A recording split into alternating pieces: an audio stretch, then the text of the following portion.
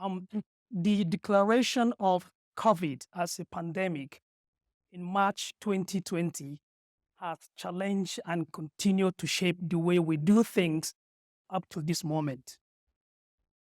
It questioned not only our claim of advancement in medicine, but also our readiness to confront issues, problems, and challenges that the future is yet to reveal. To fight the COVID pandemic, then, some measures were recommended, including closing of schools, which disrupted academic normalcy beyond imagination. In fact, the New York Times described those school closures, which forced more than 50 million learners out of classrooms and caused significant learning losses among students, as the most damaging disruption in the history of American education. Furthermore, the United Nations report in the year 2020 revealed how 99% of students in low and middle income countries and a total of 94% of students globally lost about 35% of a normal academic year's worth of learning. Those were huge losses that no country was willing to accept. In the United States, for instance, Congress sent a total of $190 billion in aid to schools, with the intention that 20% of that fund must be used to reverse those learning setbacks. Arguably, our world is safer now than it was at the beginning of the pandemic. However, our leaders' inability to agree on issues such as the world peace, climate change, food security, poverty eradication, renewable energy, and the constant threat of wars means that the possibility of witnessing another disruption of academic normalcy or international traveling is a matter of when, not if. And this should be of serious concern to all of us. So, how can we prevent student lost learning in event of any disruption of normalcy in this volatile and highly unpredictable world that we all live in? Well, I have some proposals.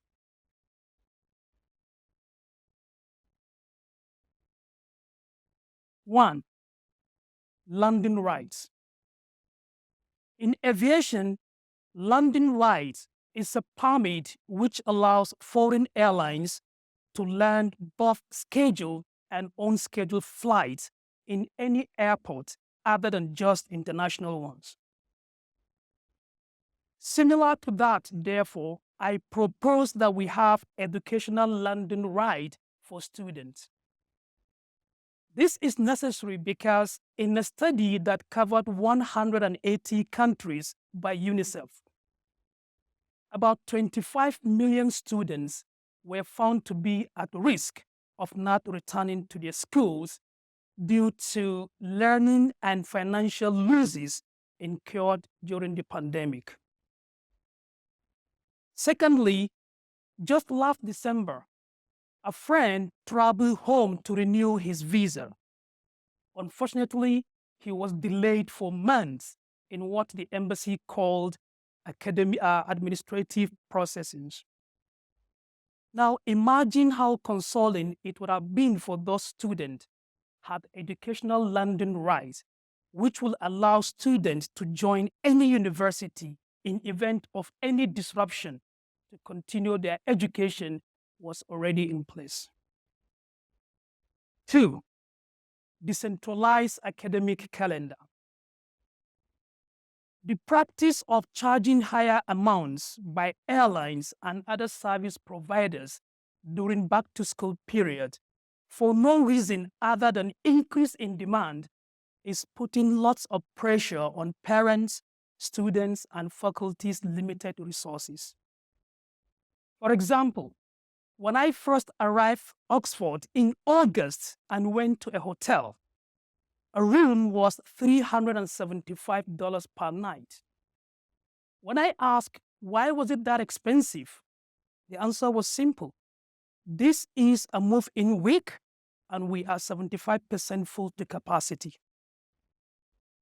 Additionally, a PhD student from Ghana was unable to join his cohort last year when the ticket price skyrocketed more than 4 times between March, when he got the admission, and August, when he and other students were to resume school. Now, think of a decentralized academic calendar where universities begin their session in different months of the year. That will significantly reduce the pressure and ensure that students get to their various schools at ease, and thereby preventing learning losses. 3. All year-round schooling. According to George Evans, and of course many scholars, every student can learn, just not on the same day or in the same way. Therefore, since both fall and spring semesters are 16 weeks of instructions each, imagine if schools were all year round, where students could join at any month of the year to register for and complete 16 weeks of instructions, and have that count toward graduation as either fall or spring semester by their university. That will open up more opportunities for students of all backgrounds, especially those with financial needs, to take up full-time jobs, raise money, and return to school at any given month without the need to wait until August to register for fall or January to begin the spring semester. I know that approving educational learning rights, changing the academic calendar, and implementing all year-round schooling could be difficult and challenging. However, let's not forget, we have not seen the end of disruption of academic normalcy of epic proportions. Therefore, just as we learn to live with COVID, it's time we come up with ways of preventing student lost learning in event of any disruptions. Thank you.